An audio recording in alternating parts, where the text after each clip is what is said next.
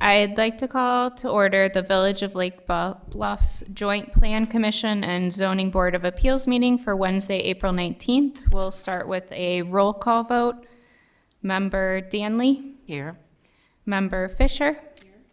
Member Miller? Here. Member Russell? Here. And Member Ann Sorensen notified the village more than 4 hours prior to the meeting that she desired to attend electronically. She's out of town for business, and it has been forwarded to the presiding officer of the PCZBA. And then Member Toll. Here. Okay, and in the absence of Chair Gary Peters, a chair pro tempore will need to be established. All in favor? Aye. Aye. All opposed? Oh, before we should have a motion to pick somebody. Oh, okay. So, I move we recommend Member Toll okay, be the chairman. perfect. Okay. Then a second? Second. Okay, Okay, all in favor? Aye. All opposed? Motion passes. You want to read that paper?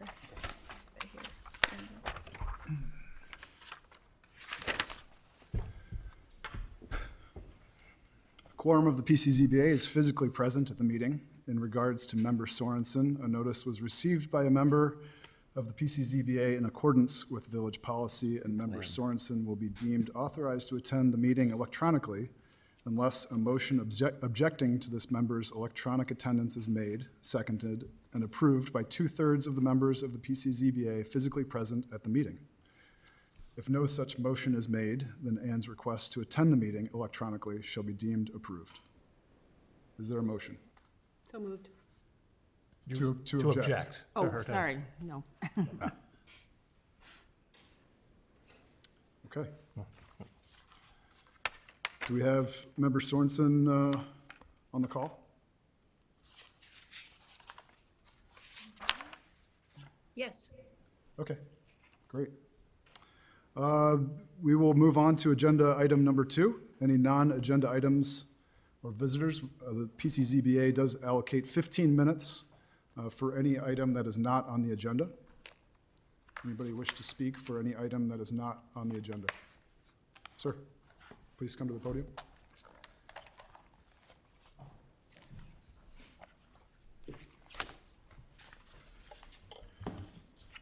Good evening, ladies and gentlemen of the board. My name is Joe Weidenhammer. I'm the general contractor for the new construction single residence property at 210 East North Avenue. I'm also a resident of Lake Lake Bluff. I live over here in Tangley Oaks. I guess the reason why I'm presenting this inquiry to you is I've spoken with Mr. Croak and Mr. Irvin concerning asking for a variance in the future, or at least follow the process of requesting a variance for a deck that's already been approved on the single-family home. And the reason why I'm asking for a variance to change the height of the deck is what I'm really going to be asking for. I'm reducing the size of the deck, and I think you have some of the literature with you there that shows, the present as approved deck, and then what the request will be if I get some positiveness from you. I guess this is more or less like a fact-finding mission, that they recommend I do this before I go through the whole process of asking for variance. So that's basically why I'm standing before you. There's you may say, okay, Joe, when you initially applied for the building construction permit, you had the deck on there as shown, and why didn't you change it at that point? Well, by increasing the height of the deck by 3 feet, that put that deck now into living space, and it affected the bulk restrictions. So we've already had to reduce the size of the house to fit that restriction by taking a bedroom out of the second floor, putting it in the basement, and we lost one section of the garage. So I couldn't very well deem it feasible to also take away living space just for the purpose of a deck. So the deck now conforms, and to the bulk restrictions. So I thought, and I also didn't want to delay the construction process by having to go through the variance process. At that time, I wanted to get the construction project underway.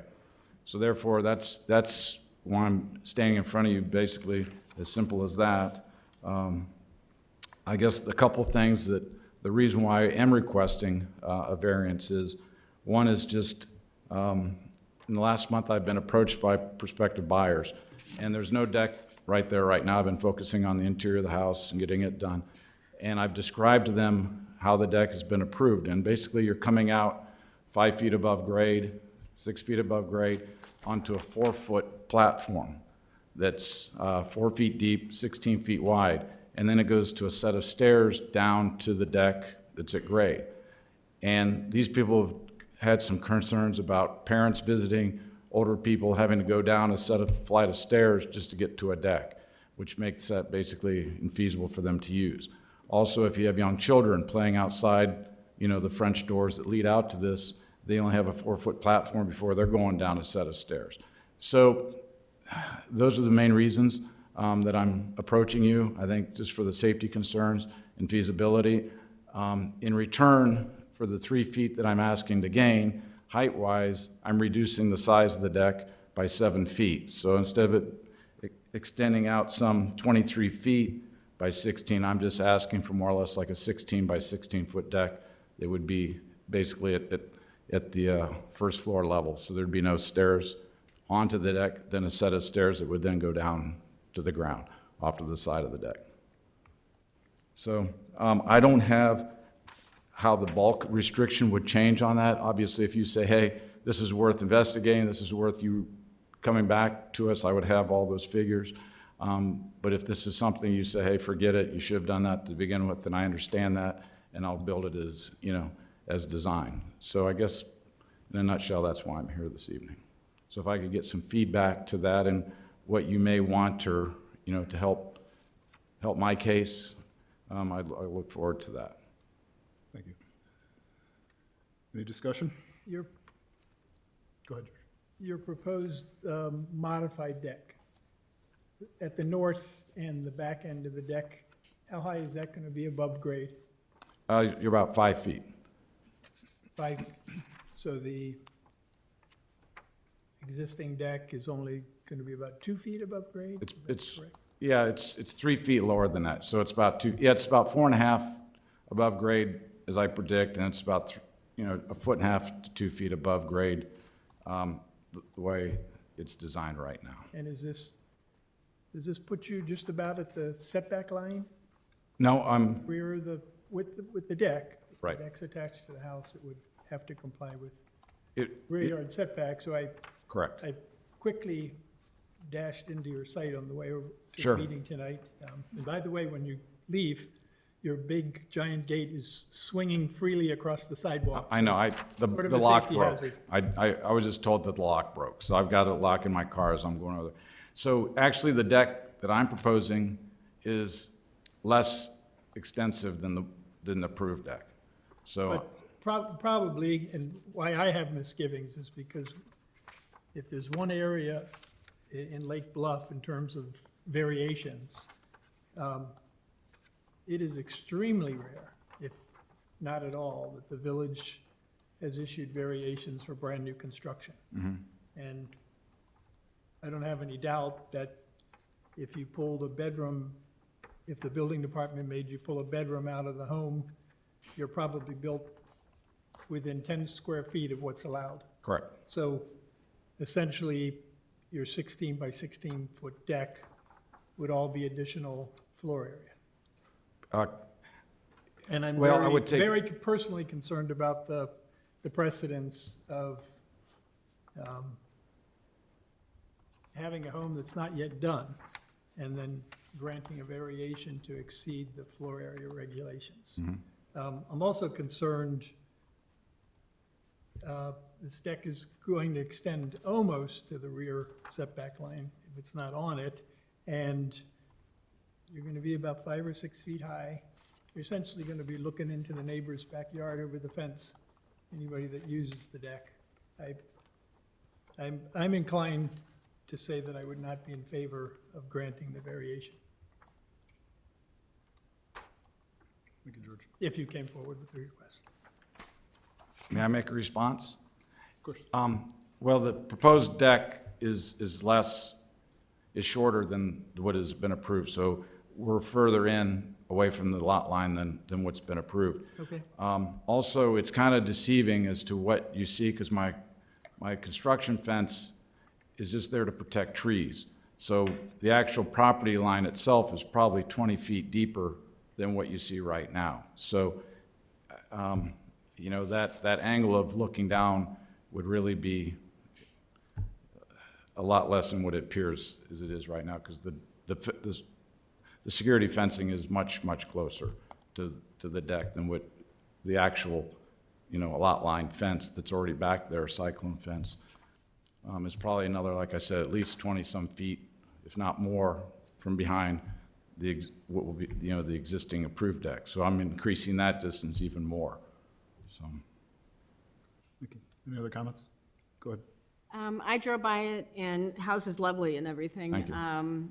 I guess my concern would be walking out at grade from the house to this, and then having people out there, you know, socializing and everything. It just seems like it's really high for the neighborhood. Yeah, you know, you've got a lower house to the right, I think. It just looks like you're gonna be kind of towering over whatever's to the north. I see the value in stepping down, frankly, 2 feet or whatever, because then you're kind of dropping people down, and the noise and the activity and everything that typically would go on a patio would just be sort of suppressed. So I guess that's my concern with it. Okay. Member Miller, Member Danley? Yeah, I really don't have anything more to add, but I am concerned about, you know, the community of the neighborhood, you know, of just being too much a part of the neighbor versus, you know, that's our whole concern right now. You're getting me at a nerve of how we relate to one another. So I just worry about that height issue. And perhaps if you come back and change that, or if there's another alternative, but it's an unusual situation too because of a new construction. So I'd be inclined to say no. Member Miller, any? I concur with what's been said. Okay. So it sounds like you've had some feedback. Perfect. This does not preclude you from still applying for the variance. No, I but understand. I think you probably have a pretty good idea of where that's going to go. I truly understand. Well, thank you for your time. Appreciate it. Any other non-agenda items? Okay, we'll move on.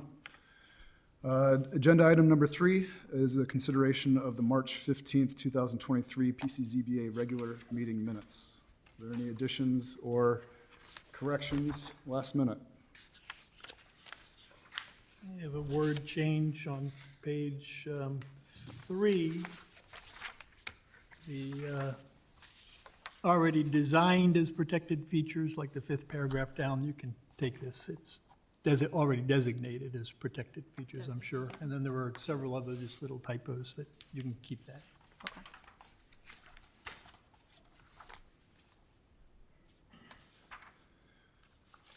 Any other corrections or additions? Okay, as corrected, is there a motion to approve the minutes? So moved. Thank you. A second? Second. All in favor? Aye. Aye. Abstain. I wasn't here. One abstention. Minutes are approved. You may want to get Member Sorensen's vote. Oh, yes. Member Sorensen, do we have a vote from you? Yes, I vote to approve the minutes. Thank you. Thanks. Agenda item number 4, it's a public hearing for a residential variation at 525 East Center Avenue. We'll open this public meeting. Can I get a summary, please? Yes. Tim Nofke and Kathy Srabalis are seeking variations pertaining to floor area ratio and impervious surface coverage in order to construct a 176 square foot shed in the rear yard of their property located at 525 East Center Avenue. The subject property contains a historically landmarked home and is located within the village's R4 residence district with a lot size of approximately 9,300 square feet. 525 East Center Avenue currently exceeds the allowed floor area ratio by approximately 25.8% and is now proposing to exceed the floor area ratio by approximately 30.6%. The subject property currently exceeds the impervious surface coverage maximum by approximately 15.3% and is proposing to exceed the maximum by approximately 17%. Please note that these numbers are different than the ones provided in the original staff memo. Staff has worked with the applicant to ensure that these amounts are now correct, and the petitioner is in attendance here tonight, and his architect is attending via Zoom if there's further questions. The petitioner's application and PowerPoint provide reasoning for the requests in regards to the standards. And with these variance requests, the PCZBA makes a recommendation that is forwarded to the village board. So the applicant would please take the podium. You can swear everyone in? Oh, should we swear everybody in at the same time, or as we go? You can swear everybody in if you so please, or one by one. Okay. How about we swear everybody in at the same time? Anybody who will be speaking at a public hearing does need to be sworn in. Now, please stand if you'll be speaking. And this could be on any item tonight for the public hearings. Hey, Frank? We've got one Mr. more. Klepich? I thought it was just for this case. We're going to do everybody for all 3 public hearings tonight, so. Raise your right hand. Repeat after me. I do solemnly swear to tell the truth, the whole truth, and nothing but the truth. I do solemnly swear to tell the whole truth and nothing but the truth. Thank you. Please continue. Okay, I'm assuming you got the pre-read of just the summary of our project, and really appreciate the opportunity to discuss it with you this evening. What I'd like to do is just go through it kind of at a high level, what we're thinking, why we would like to proceed with this project, and then our architect, Wells Wheeler, is also on the line to address any specific technical questions. So if we could go to the first slide, Clara. So under the background situation, my partner and co-owner, Kathy Sherbalis, we bought the property last year, moved in June. The property only has a small 2-car garage. It's difficult to fit even a standard sized car in each one of the bays. We're also blessed with 3 daughters, all of driving age, so we have additional vehicles that would be parked in the driveway. We currently use one bay of the garage for one of our cars. The other bay is storage of seasonal equipment, furniture, tools, etc., which preclude the use of that bay for a vehicle. We both have electric vehicles, so it is important to have an area for safely charging those vehicles. So we would like to propose the construction of a storage building in the southeast corner of the backyard to move all of that equipment, furniture, etc., into that storage garage to free up that bay for a second car to go into the garage. We did speak with the Lake Bluff Historical Preservation Committee on the 8th of March, who did give us approval to proceed with the project. So that's the background. As Clara mentioned in the introduction, we're seeking a variance both for the floor area ratio and impervious surface coverage. These numbers, as Clara said, have been moving around a little bit as recently as today. I'm not sure exactly if these numbers in here tick and tie with everything. They should be close, but I think the gist of the decision we need is we're already over on both of these variance requests. We would like to go incrementally beyond that, and that's what we would like to discuss with you this evening. So next slide, Clara. So this is the breakdown of the 2 variances that we're seeking, which kind of outline the numbers and how we get to the additional 4% over existing. It's not clear to us how the existing floor area ratio or impervious surface coverage were exceeded in the past. I think Wells couldn't find any record of variances prior, but that's where we're at. I did watch the discussion on this topic at the March meeting on the recording, and it seemed like the recommendation was for a 10% bonus allowance for landmark properties. I'm not sure if that was formally approved, but in the discussion there, I remember hearing consideration given for up to 20%, but ultimately deciding that there shouldn't be any firm line necessarily, so case by case, things could, situational discretion could be applied case by case. That's what I took away from the March discussion that I heard. On the impervious surface, obviously this code is designed to avoid any water drainage issues, either for our property or a coincident property. Our house gutters, and there's an existing backyard drain system that connects to the village storm sewer, so everything goes directly into the storm sewer. Any water that falls on the property either is absorbed into permeable surfaces or is diverted directly into the storm sewer system. We've been in there almost a year. We have not seen any drainage issues on our property, even with some of the historic rainfalls as recently as a couple weeks ago. Indeed, we've observed water from other properties flowing onto our property towards this drain, moving all of our mulch over that drain. So we're actually providing some relief for flowage from properties around us into that drain to catch it into the storm sewer. The additional impervious surface variance that we're requesting, we believe that system could easily handle that incremental impervious surface and not create any drainage issues or flooding issues for our property or neighboring properties, since everything is already graded towards that drainage system, and water right now is not moving onto other coincident properties. So we did have one concerned neighbor come forward about this impervious surface variance, noting that their basement seepage problem has been exacerbated by a different neighbor who was allowed to, quote unquote, pave over their whole backyard. Not sure what that means. And they say the petitioner or us as owners have a very large house with multiple basements, large garages, should have plenty of, and making the conclusion that we should have plenty of room to store our stuff. We believe, however, that these concerns are, one, incorrect and really based on subjective assumptions. As I've just mentioned, our yard is graded so that any water is captured in either the gutters, is funneled to the backyard drain. That rain falls on the property, is funneled to that drain and goes directly into the storm sewer system. And by design, no water flows off of our property. The incremental addition of impervious surface will not alter the effectiveness of the drain. We're not going to disturb that drainage system in any way.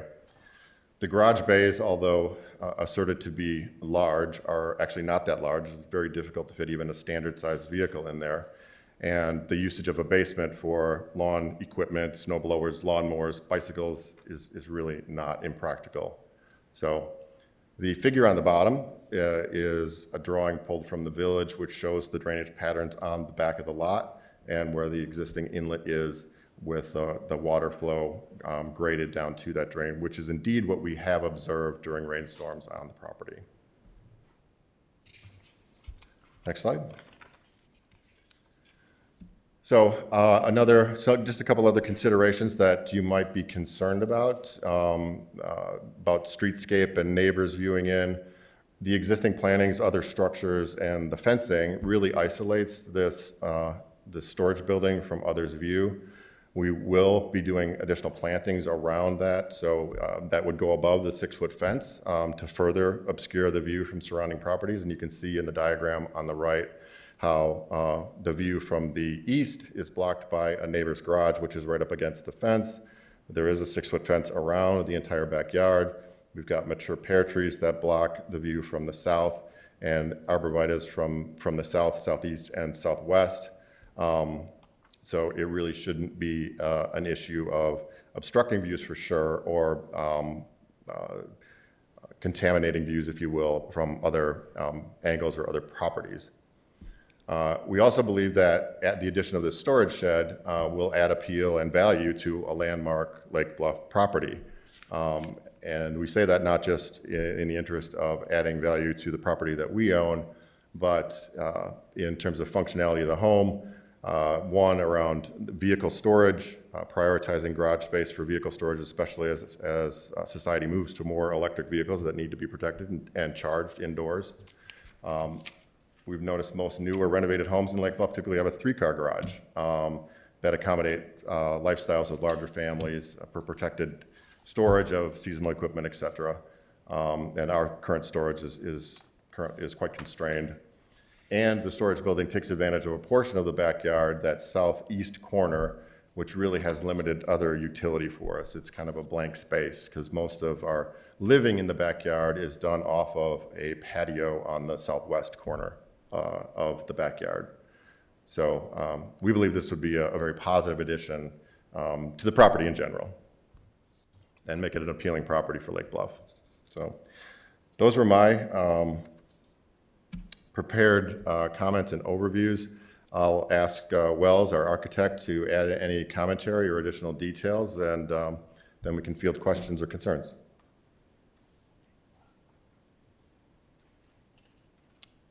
You may be on mute, Wells.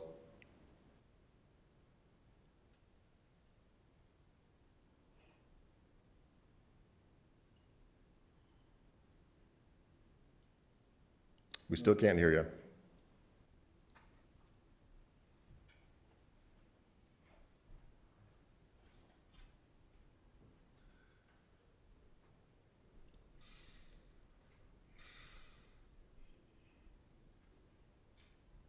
Okay, well, in the interest of time, are there any questions from the board members for Mr. Nofke? Yeah, I have a few. Okay, go ahead, George. Mr. Nofke, the height of this proposed storage shed is higher than your regular shed, and I'm assuming it's because you wanted to incorporate the windows to get natural light into the shed? Is that the real reason for the 14-foot height of the shed? That is indeed one of the reasons. One of the very important things for us in the design is to make it very much match the house, so it doesn't look like a shed, a barn, an outbuilding, whatever. So the design, we want to look to mimic architectural features of the house, and that height allows us to do that. We do want natural light in there, and in the interior, we're thinking of further maximizing the storage space by putting let's call it an attic, but like an upper level. You walk in and you've got the normal floor space, but you've also got some upper storage area as well. So those are kind of the 3 reasons why the height of the unit. Okay. You're being assessed in the calculation about 850 square feet worth of what I call miscellaneous extra square footages, but I'm not sure if you could answer these. I was hoping Yeah. the architect could. You're being assessed 465 square feet for a section of either a basement height too high. Where in the home is that? That must be in the newer addition. Is the east side of your home the newer addition? Wells, do we have you? We still can't hear you. Maybe you can call in. Yeah, there's a call-in number. Can you try a call-in number, Wells? Yeah, and just for background, the home was substantially renovated, I understand, back in 2004, 2005, which is, the basement was dug out, and I think that was the cause of what you're speaking, but Wells can speak to it more intelligently than I can. I do see above-grade basement windows on the south wall picture, Yep. so that would probably be, Yeah, what I was really interested in was by how much did you exceed the 3-foot limit so that all this extra 500 square feet had to count? If it was 6 inches or 4 feet or what? Because Great question. I don't want to speak incorrectly, so and then the same thing with your overhangs on your house. They didn't look particularly large to me, but you're being assessed 210 square feet for that. Do you know how far over the overhangs were beyond code? And then lastly, you're being assessed another 175 square feet because the deck didn't qualify for a bonus. I'm assuming that's because the height also, the pictures didn't look like it was that high of a deck. Do you know, once again, how close you were to that? That the combination of all these factors, I guess, is what I'm driving at, is you've got 850 square feet that is making the numbers look horrible. Right. Yeah, indeed, before the numbers were revised, within the last 24, 48 hours, when those weren't counted, that's what the Wells and Eric had agreed to prior, which was our original proposal. But I literally refined it this morning based on the addition of those 800 square foot, kind of reassessment of those miscellaneous pieces needing to be added in. If they're not added in, obviously this looks much less of a variance, so. Okay. And then I have a question for staff. The information we're presented on is on the FAR rules without the 10%, correct? So the percentages that were being shown Do not do take not that into account. include the Correct. 10% because it's not officially on the books, or they applied before the rule, the That's ordinance was adopted. Not sure if did the board approve that? Do you know, Clara? I don't think officially, Okay. but I am not 100% George, sure. this is Drew. Can you hear me? Yes? The board approved it unanimously on first reading. It's going to get second reading on Monday evening. Thank you. Okay. No other questions at this time? Thanks. And Mr. Wheeler, can you try to speak now? Oh, maybe. I think so. Oh, yeah, Am well, I good. audible? Good, okay, great. Did you hear the questions from Mr. Russell? I only heard a portion of that, so if you could repeat, that would be great. Mr. Wheeler, the first question I had was the 465 square foot of penalty FAR, if you will, because of the first floor and some section of the house being above the 3 feet that's allowed, and I was just wondering how high above the 3 feet it was. Oh, the 465 that was referring to the basement. Yeah, And it same thing. extends up to the, I would assume, the finished floor, and the finished floor is 49 inches above grade. Okay, so 1 foot. And this was a portion of the basement that was added in '04, I believe. That's when the addition of the garage, expansion of the basement, and the addition of the kitchen area, that whole south wing, pretty much. Okay, and do you have an idea of how high the deck missed out on getting the bonus? How high above 3 feet it is? The deck is once again just about at floor level. It's 48, Okay. 47 inches above grade. Okay, thank you. Yeah, and that's been included in the floor area. Correct. It hadn't been previously. There was some discussion about that. We didn't know if that had been exempted, but it's 175.6 square feet that has been added to that to the floor area. You also had a question on the overhang, Mr. Russell? Oh, yeah. Previously, we had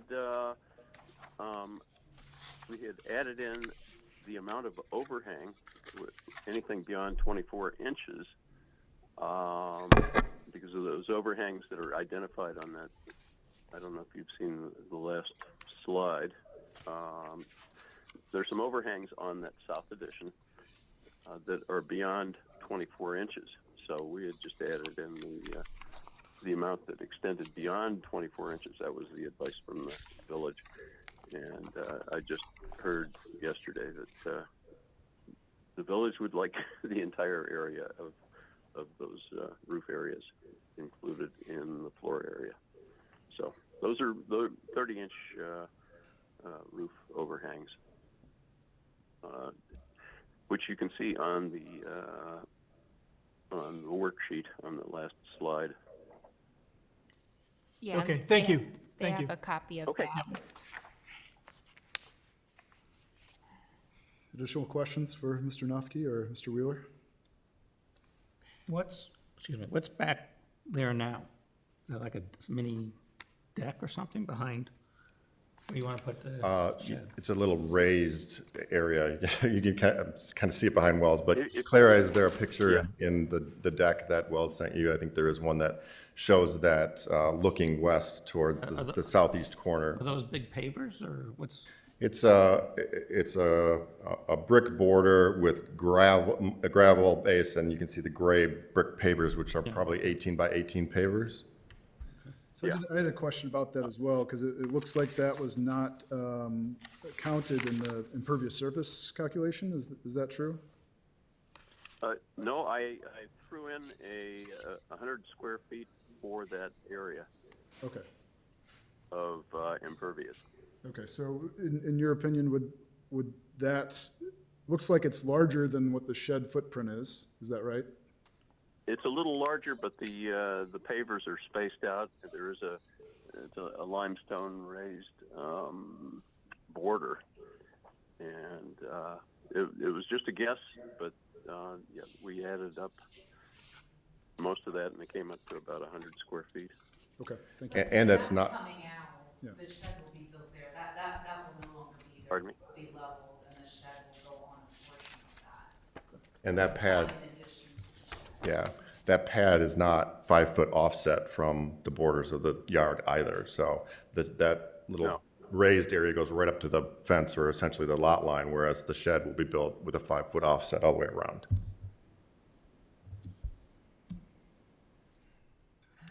And then those firs will go away?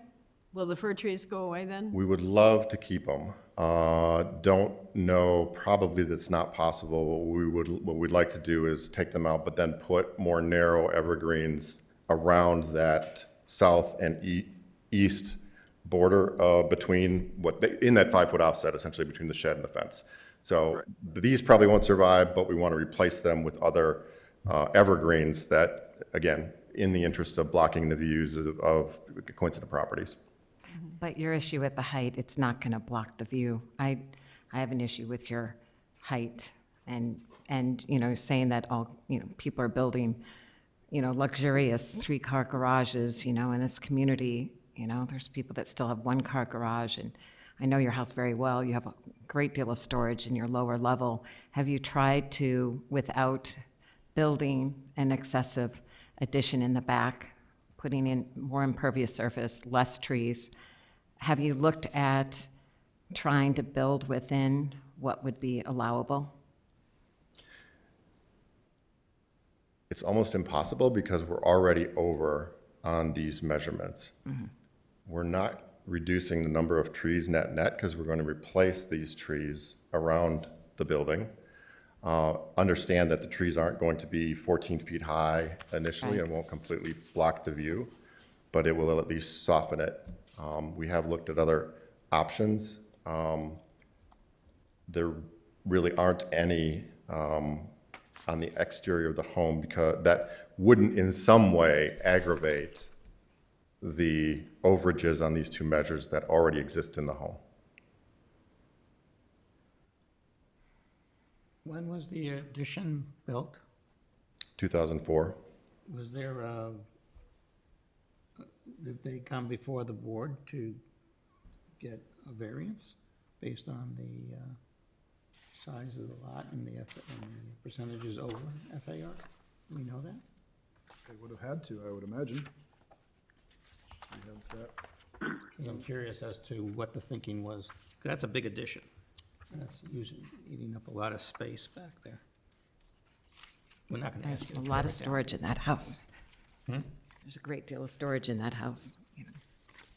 I too agree that think that the height is a limiting factor, besides the impervious surface. Do you have a survey from a hydrologist or somebody who can tell you that it won't affect the drainage? No, we haven't gone that far at this point.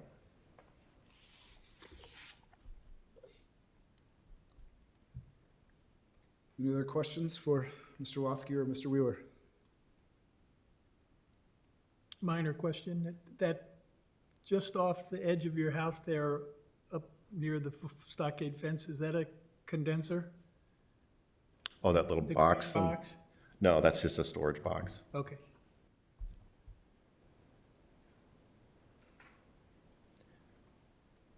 One of the things, oh, go ahead, online?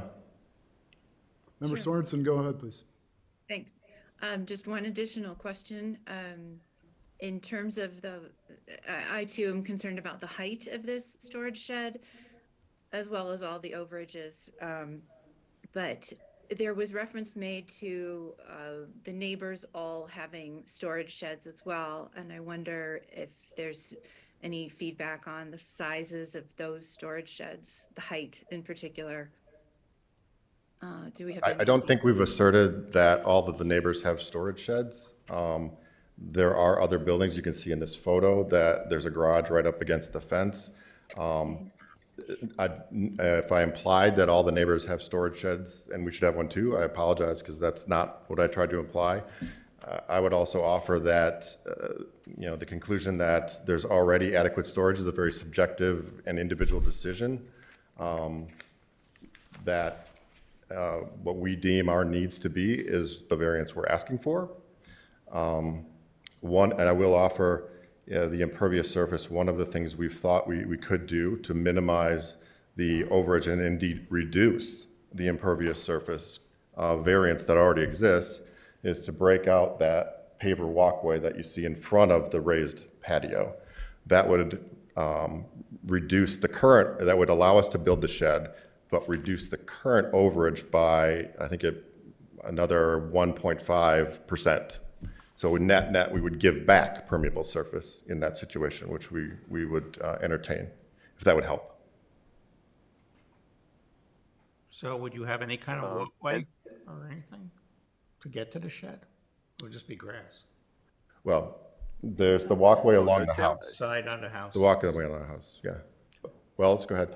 We'd also discussed maybe making the storage shed a little bit smaller in order to gain some, to lose some impervious surface, and I'm sure we can, make adjustments. So it'd be smaller in footprint, not in height. Is that correct?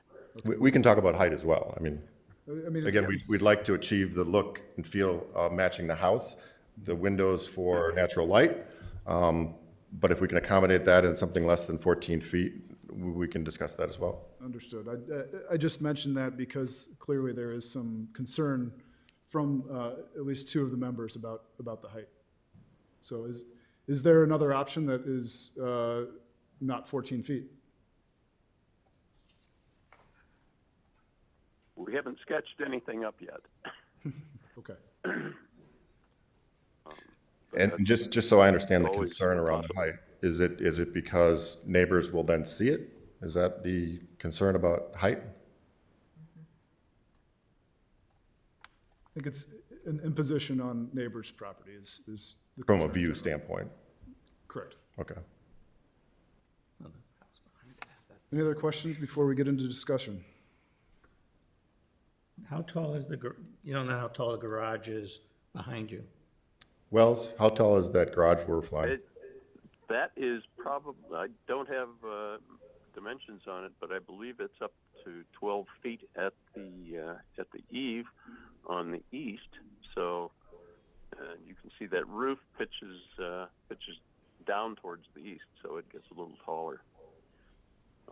So it's probably up to, it's a two-story space inside that garage. Yeah, there is living space above. The master bedroom and bath are above the garage. So that goes all the way up through the second floor. Is this considered an ADU? Because it's gonna, of the height? Accessory dwelling unit? No, it wouldn't meet the definition of because of height alone. I mean, you could have, it's not a livable space under our code. But can it become one? It would have to, no. So the issue is then you would be talking about putting in plumbing, you'd be putting in electric for living and all heat and all the things that would go into making it a dwelling unit. Yeah. And that wouldn't be allowed under our code without meeting our requirements as an ADU. This would be, we don't have a limitation that's a provision that says once a certain height, it becomes an ADU. So it wouldn't qualify. I had a follow-up question on that. So do we determine that sheds should be added into floor area, even if it's not considered living space? Yeah, so there are provisions in our code. But it would count as both for the floor area and impervious Impervious surface. surface, understood, yeah. So, And what is the code for maximum height on such a structure? 17 feet? So we're not asking for a variance on height. No, I believe it's 17 feet. Yeah, that is the code.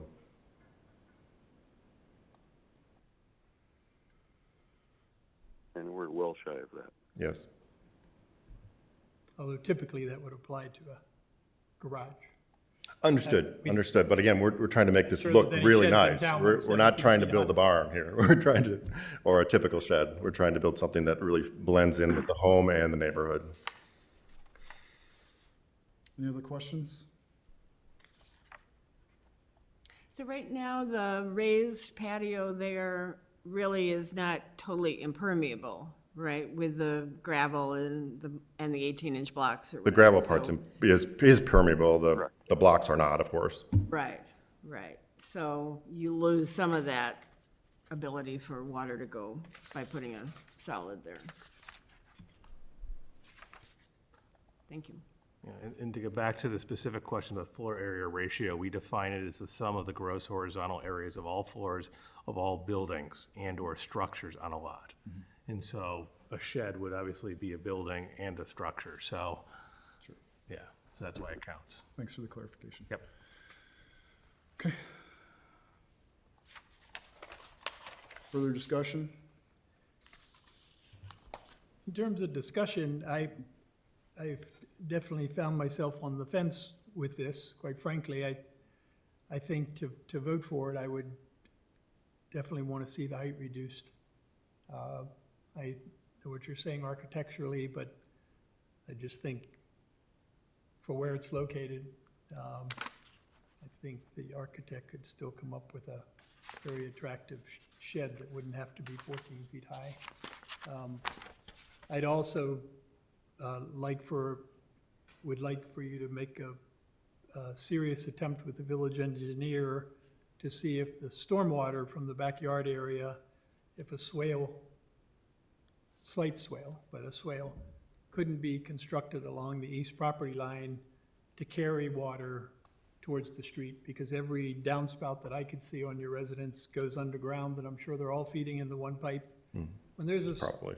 significant rain event, it's very dubious that that drain can carry all that water. And that's when neighbors get hammered, when water starts standing and flowing over. I think, looking at the topography on the county's website, that your backyard is higher than the front yard. I don't know what's around the east side there. I couldn't see from the street with the stockade fence. But that would be the other provision I would have, is that you work with the village engineer to see if a swale couldn't be built. And the reason I feel that way is why I would, if those two things happened, and why I would lean towards voting for it, is because you've got 855 extra square feet being charged for 3 items that you just barely failed on. Your house is 6 feet lower, if the number's right in the package, than what's allowed by code. As you stand across the street and look at it, it doesn't read like it's an overly large home. It's the shorter of the 3, with your house being in the middle. Plus, in another month, you're gonna get another 10, the regulations would allow another 10%. You'd practically be right at the numbers for FAR that would be allowed. So if you could reduce the height of the shed and see if you couldn't get overland flow, because that is the best way and the surest way, so that no one is harmed. You, if that little drain clogs. Yeah, no, we don't want that either. Nothing is flowing. Overland flow is always the best. So that would be where I'm personally leaning. No, thank you for that guidance. Can I ask one clarifying question? Regarding height, what would, if you could give any guidance as to what a more acceptable height might be, is it, or a standard that you would like to see, 10 feet, 12 feet? I mean, what ballpark do we need to look at? Because we're happy to do that. I mean, for a shed, I think somewhere around 11 feet seems to me to be a reasonable number. Okay, thank And you. we are, people look over, sheds are typically close to the rear property lines, as this one would be. And yeah, you've got a very non-conforming older Right. structure right across the way that's right on the property line that is there. I mean, we're trying to encourage, just last month, we had a long discussion about trying to encourage the older homes. We want them to stay. So that's where I stand. Thank you, George. Anybody else? Yeah, I'd love to just see similar, the height come down. If there's any way to keep those trees back there, if it was slid some, I don't know whether anything can move or be a little bit smaller or whatever on the footprint, just so that you don't have to lose those. If considering some of that impermeable surface going away can happen, because you do have beautiful patios and walkways back there and everything, can they be a little, tweaked? I think I'd be happier with that. Thank you. I think everyone said, I agree. Yeah, I think the footprint maybe can be a little smaller as well. I don't know what your absolute needs are, only you know that, but the structure just seems big, but that's a personal, but if it, certainly height, and if you can shrink the footprint to make more impervious or less impervious surface, I think would be a benefit. So it sounds like that we have some questions about it as a board, and would like to possibly see another design. In that case, are we comfortable in continuing to the public hearing to the next regular meeting? Do I have a motion? Does Member Sorensen have any other comments you want to say? Sorry. Member Sorensen, please. Actually, everybody has made the comments that I was thinking as well. I'm concerned about the height, and I'm concerned especially about the impervious surface. Those are beautiful old homes and beautiful lots, and yes, there's room to spread out. And unfortunately, or fortunately for you, you bought a home that already is spread out. So I'm just concerned about that and impact on the neighbors. So if you can bring it down and come back, try and save some of the trees, try and preserve some of that space, that would be very helpful. Thank you. A question on the trees. If we can't save the trees but replace the trees with other trees, does that relieve the concern? So we just need a narrower tree, I guess. If we can't save these, we do it. We want to put narrower trees around that. That was the plan. Tim, let me interject. The trees are roughly 4 feet off of the property line, and our setback for the shed is 5 feet. So if we build to the setback line, we're going to be cutting a lot of roots. I'm sure we could find a narrower, spikier tree, something that doesn't spread out quite so much. But here's a case where buckthorn might work. It grows up in a narrow fashion, but we wouldn't use that. I think we can do some research on this. Thank you. Any other comments before we make a motion? Do I have a motion to continue this hearing to the next regular meeting of the PCZBA?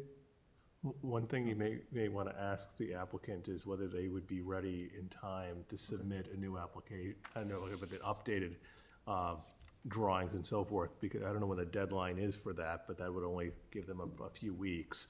And so the next date is the 17th, which we can continue to May 17th, but if they would like more time, we'd be looking at June 21st. Wells, I'll punt that to you as the one who's going to do all the work. So can you make the no, May I meeting? think we can do that. We'll have something before that. For May 17th? Yes. Okay. So a motion to continue this hearing to the May 17th meeting. Is there a motion? So moved. Second. Member Fisher.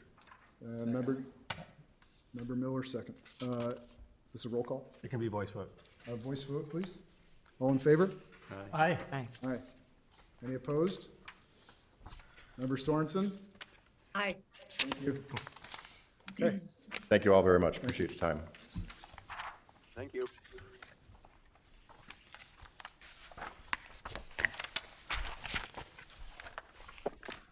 That closes the public hearing for 525 East Center with a continuance until, It doesn't close the hearing. The hearing's still open. It's just continued. continued. Yep. Apologies. Yep. Please bear with me. The public hearing is continued until the next PCZBA meeting. Agenda item number 5, let's open the public hearing for the residential variation at 355 West Sheridan Place. Summary, please. William and Candace Lang are seeking a daylight plane height variance to expand their second floor master bedroom and add a new master bathroom at their single-family residence located at 355 West Sheridan Place. Currently, the home is exceeding the daylight plane height restriction by 4.5 feet, or 23.68%, as the proposed addition would increase the size of the second floor, which already intercepts the daylight plane. The home will continue to exceed the daylight plane height restriction by 4.5 feet, again, 23.68%. On this matter, the PCZBA has decision-making authority. Thank you. Is the applicant here? Thank you. Representing the applicant? Yes, hi, I'm Frank Klepich. I'm the architect for the project, and Candy Lang is in the audience over there. So we presented this back in mid-February and went through the project and the design. The board did a preliminary vote on it and basically approved it. So I'm just wondering, do we need to go through the whole presentation again, or do you have any questions? We do have, so we're here now formally. It was done in a workshop in February. So we're here formally. All of the notices have been made to the residents around. And I think you have 3 emails or letters from the adjacent residents, one on each side, and then also the resident in the back. Just, I think is a really cool, like, Bluff story about the resident in the back. He's an emergency room doctor. And the previous architect had designed an addition, which we're building over now, with a flat roof. And in architecture, there are no flat roofs. It has to be a low slope roof to move water. Well, this roof is basically flat. So the owner goes out through his bedroom window when he has any kind of snow with a big squeegee and squeegees off the roof. And the emergency room doctor sees this every time he's out there. So he was very glad that an addition was going to be built so he wouldn't see his neighbor in his emergency room. So I thought that was a great Lake Bluff story. It's not to sell the project, but I think you'd all enjoy that.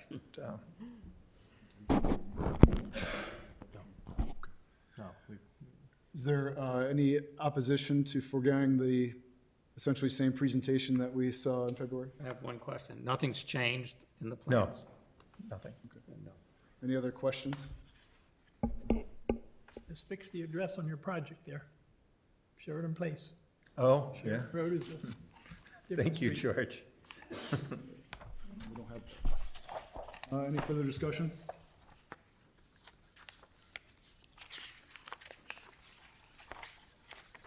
Okay.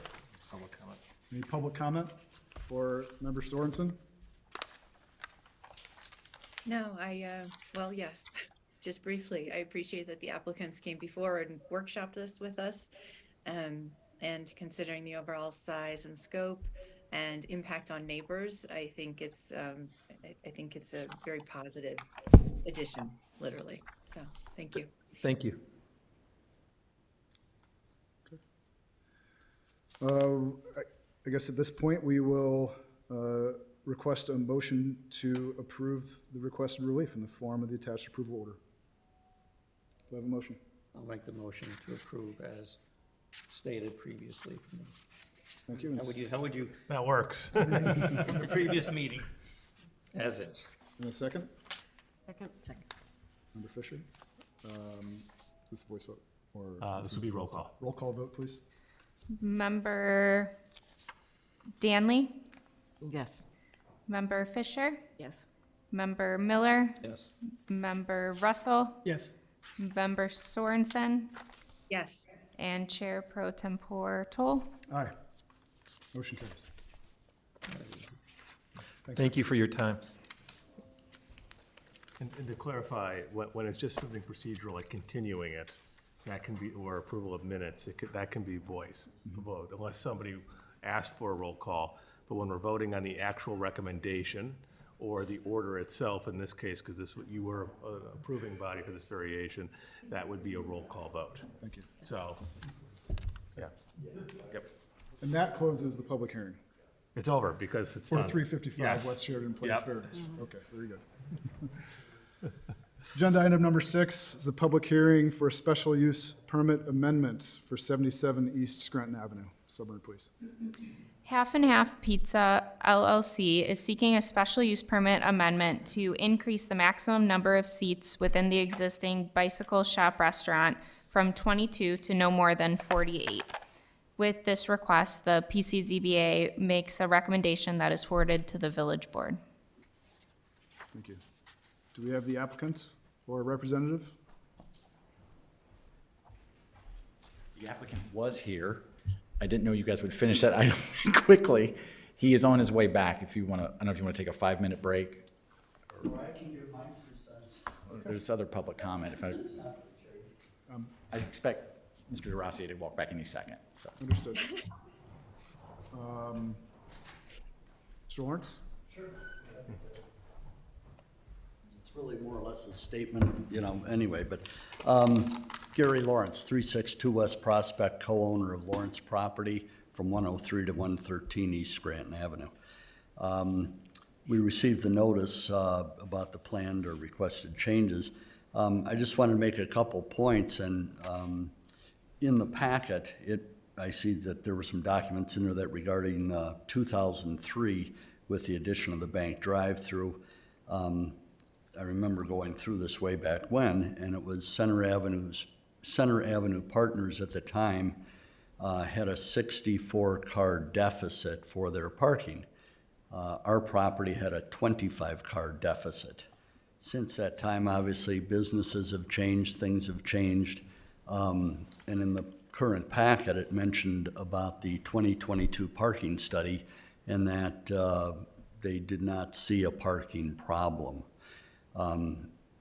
Because of the fact that we have a local business here, we still see a parking problem at different times of the day, and we tried to make this clear to the folks that did the parking study. Part of it deals with the fact that I feel there's not enough enforcement of the parking codes of everything from 2-hour parking to 4-hour parking. There are 7 spaces on Oak that are village parking that aren't even marked. They're next to the apartments north on Oak off Scranton. They're just not marked anything. You could park there all day, all night, whatever. And I just don't think that there's enough proactive thoughts behind some of this. So that the enforcement, people that have businesses also decide to park in front of their businesses or other people's businesses, and that makes it difficult too. So I think enforcement would help with that. Other than those points, I think it's, up to you guys to decide whether or not you go from 22 seats to 49 and all that. I really don't have one opinion one way or the other regarding that. It's really just the parking issue. And the fact that we, had the pub approved with the stipulation that we had to add 2 or possibly 3 spaces in an area on Oak where there's an oak tree, to tear that oak tree out and add spaces. You know, we're all trying to figure out where can you put spaces, and I understand there just aren't many places to put added spaces, so, thank you. Thank you. Yep. Mr. DeRosa.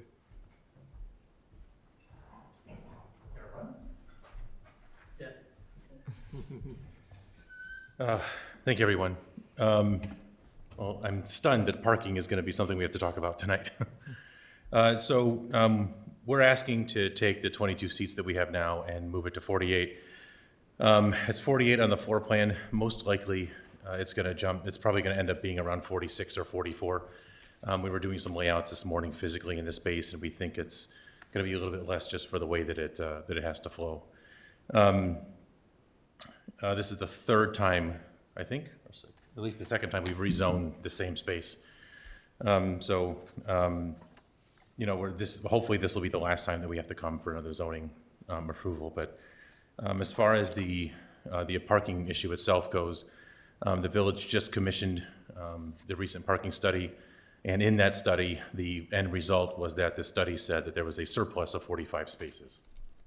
So either the study has some flaws in it that weren't discovered, or there really are a surplus of 45 spaces. So I'm not really sure which particular version everybody, you know, personally feels, but the village did commission a full study and had a whole firm go through it and take a look at it. One of the things that I think is beneficial as far as the parking goes is we're only proposing to open in the evenings, not during lunch. I know that I think we have the hours written down as most of the day, but the actual business itself won't open until 3:30 or 4 o'clock. So it's mostly going to be an after school and then into the evening part where the parking is a little bit easier than it is during the daytime. So that's really all we're asking for, is just to increase from 22 to 48. So. Is there any change to the kitchen area or Nope. preparation area? Yeah, everything, that is physically going to be about the same. We're going to change it from the way that it looks. We've got some woodwork we're going to do just to put it up a few feet so that it blocks off the visual aspect of the kitchen. Our ceilings are about 11 feet tall in that area, so we've got plenty of space to work with without influencing, you know, lighting and fire safety and stuff like that. We already meet all the fire codes the way it exists now because it's less than 50 people. Mike's already been over and taken a look at the space. We're fine with the way the kitchen is laid out. Health department's approved everything as is. We're not making any changes there, so. So you're keeping your kitchen, your ovens down in the basement? Yep, yeah. The hoods are all down there. We've got the infrastructure built down there. All the other, 25 million things we need for a kitchen are all in that area, so. Is there just a staircase, or are you gonna have like a dumbway? There's a few different ways for us to get up. Staircases, one of them, elevators, a second. And we're working with with Ron and Jim on exactly which one they prefer for us to use. But either way, it's about a 20-second walk. Is there an elevator subsequently? Is there one there now? Oh yeah, there's one there now. Yeah, yeah. There's one for the building. It's right in the center of the building, and it actually it exits in the lower floor. There's a barber shop down there, and our door to our kitchen is right next to the barber shop. So that's already zoned for people being down there and stuff like that. It's easy to go, and it exits right where the entrance to the dining room is. Okay. Any other questions? I have a couple, and maybe they're more directed at staff, and I think I'll ask Drew to answer them to give Clara a break.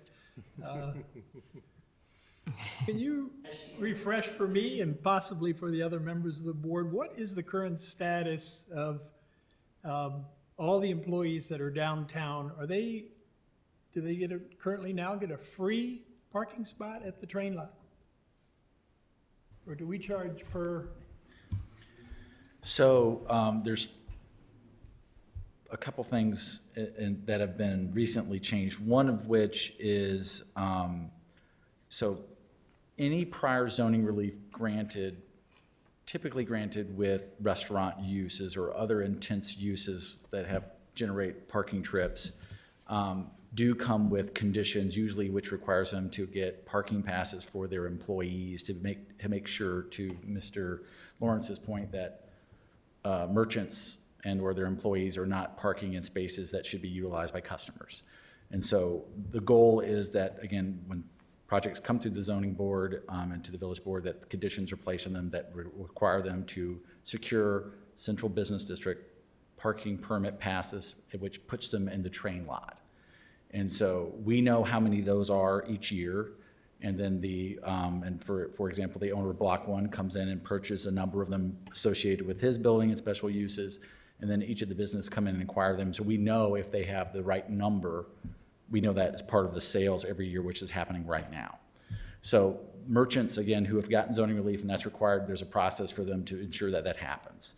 Additionally, the village, as part of its recent parking study update, talked about having freeing up the train station from 10 a.m. on for any user of the CBD, whether you're an employee or a just ordinary visitor. Just the idea that we have a place to go, and that's where we want customers and others who are visiting our downtown to use that lot because there's ample parking available there. I think the distinction between those types of users and the CBD permit users is that we push those users to the far north side of the train station. That's where they should be parking to, again, free up the better spots for other customers, et cetera. Hopefully that And answers. do we charge, do the businesses It's a pay $30 fee for the per- hang tags. per Yes. car? Well, no. And what we've done, so for example, let's say a business had 20 employees.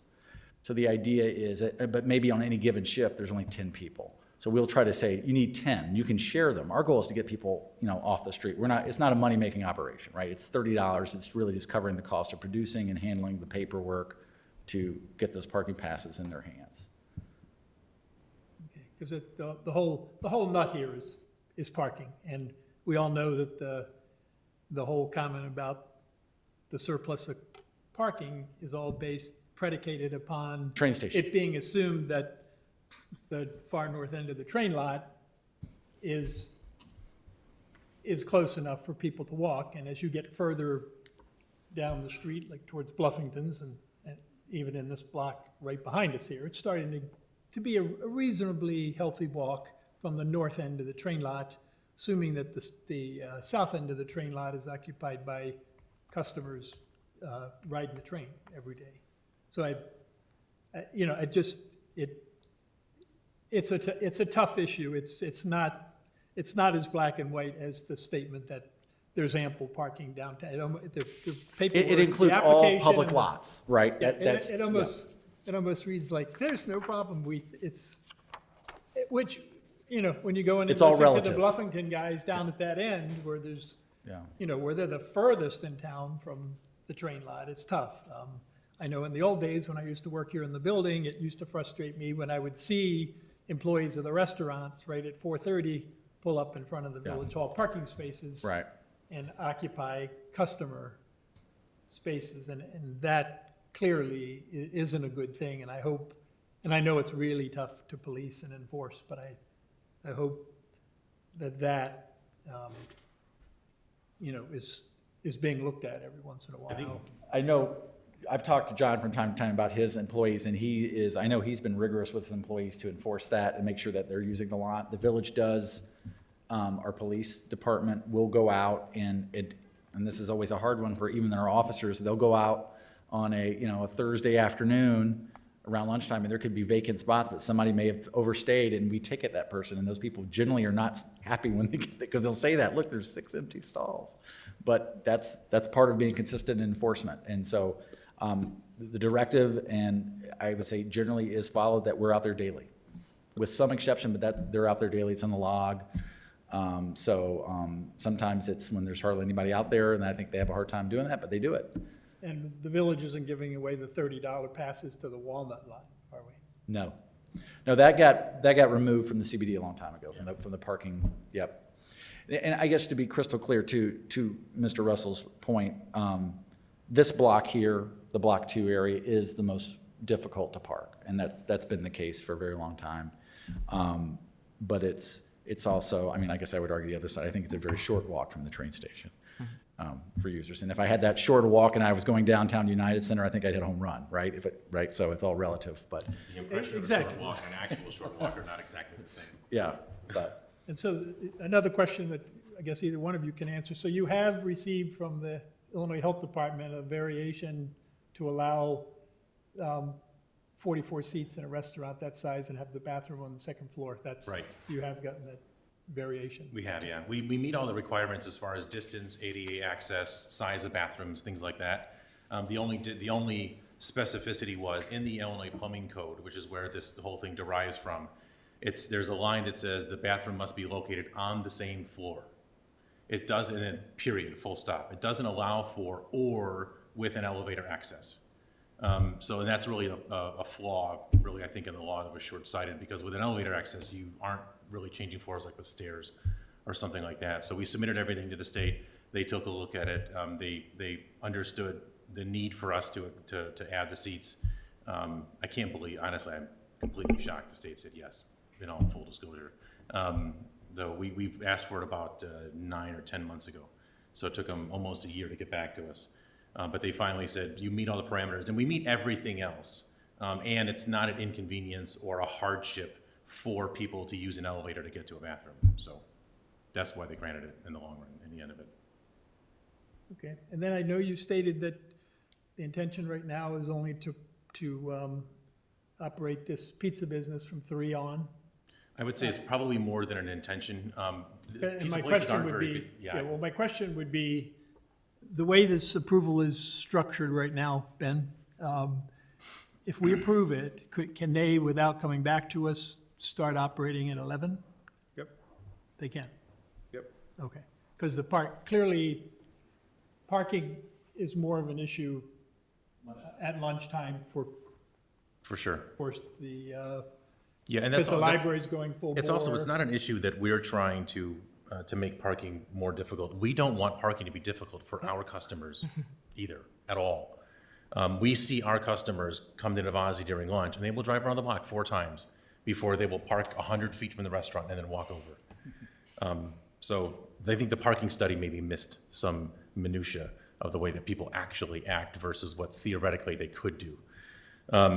But we don't want it to be difficult for our customers. Also, in general, people don't go to pizza places for lunch the way that they do after school and into dinner time. So we're hoping that this fills the gap that we think that we're missing from the pizza place, and then we'll be happy and good with that. I think people want a place they can go to, see everything, sit down, enjoy it when it's fresh out of the oven, and have that kind of connection with what we're doing.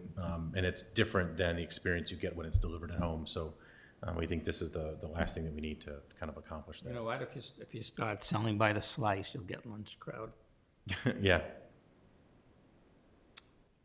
No other questions? Thanks, George. Any other questions from the board? Yeah. We don't have any intention right now of getting an alcohol license. We're kind of in the middle of working with the city on a BYOB license. That's really driven from, we have a retail shop that's 50 feet from the location, and then John has his bar right next to us. Our intention is to let people, whatever they have, come and sit down and enjoy it without us actually selling them alcohol. The city doesn't really have a BYOB license right now, so we're trying to work and figure out if there's, because I don't want to propose something formally and then cost the city all the new licensing fees and lawyer fees, no offense, and attorney's fees to create an entirely new license just for one tiny little pizza place. So we're trying to figure out if there's some way where something is allowed right now, but basically we're just going to let people have whatever they have and bring it in and sit down. Just a question in terms of carryout. I know you want people in there and everything, but do you expect that a decent percentage is going to be carryout, and how do those people pick up? Remind me. So the carryout is exactly the same way it is now. You walk right in the front door, walk to the counter, pick it up, and walk out. Okay. And delivery is also the same way that it is now. We don't expect an increase in carryout and delivery. We expect the increase mostly from people that are dining in. Coming in. And I will say that our pizza is, I think it's really nice when it's at home. It's amazing when it's 5 minutes out of the oven. So I think that's really going to be the thing that'll draw a lot. Any other questions? I have just one more question. Go ahead. If I remember correctly, you opened up in the pandemic. We did, we built we did the sandwich shop with the bike shop in the pandemic, yeah. Right. So, so this sounds like more of a response to coming out of the pandemic and wanting to allow for seating in an increased way. Yeah, I think most of our customers and most of the people that live in our community most of them are fairly comfortable with being out right now. Innovazi had its best year ever last year, inside and outside the restaurant. So definitely we've moved past the point of most people being more comfortable with being out and around others. Okay, thanks. Any other discussion? Is this a recommendation to the board? Yep. Okay, I don't have a discussion. I just wanted to make a comment. please. I just wanted to say that, our job is really to encourage village growth and what you've done to the village and the restaurants and the liveliness of being indoor and outdoor and the wine. Thank you. Thank you very much. I appreciate it. Please, Thank you. don't go anywhere. I don't have any intention of going anywhere. Okay, So There's do an I have- awful lot of stuff in this town, so. we like it. Do I have a motion to recommend to the village board grant the requested relief in the form of the draft ordinance? So moved. Okay, I have a. Second. a Second from Mr. Russell. Roll call, please. Member Fisher? Aye. Member Miller? Aye. Member Russell? Aye. Member Sorensen? Aye. Member Danley? Aye. And Chair Pro Tempore Toll? Aye. Motion carries. Thanks, Jeff. Thank you all very much. I appreciate it. Next time, Thank you. bring some pizza. I hope I'll not have to come back again for another zoning board approval. Don, next time, bring some pizza with you. Is that considered? A bribe. Yeah. Works every time. Thank you all. I appreciate it very much. And that closes the public hearing on the special use permit amendment at 77 East Scranton Avenue. Agenda item number 7, staff report. Nothing at this time. Nothing? Ben, anything?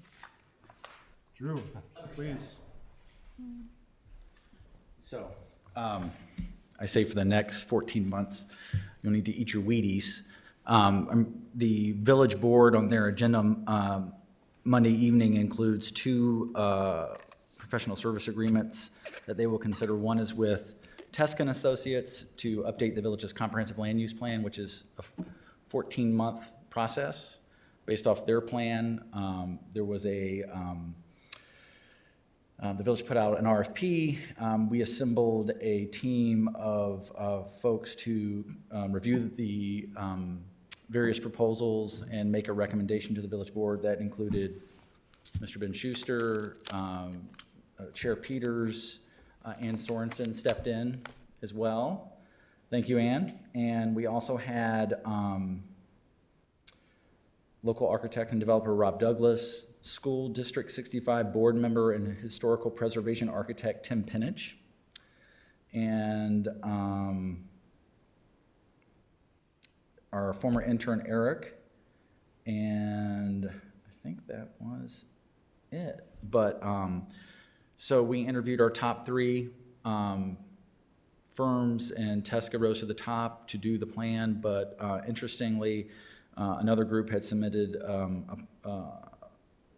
the RFP. I don't know if any of you looked at it, but it included a section where, you tell us what you think we need to do, look at all these documents and tell us where you think we can get better in terms of long-term planning.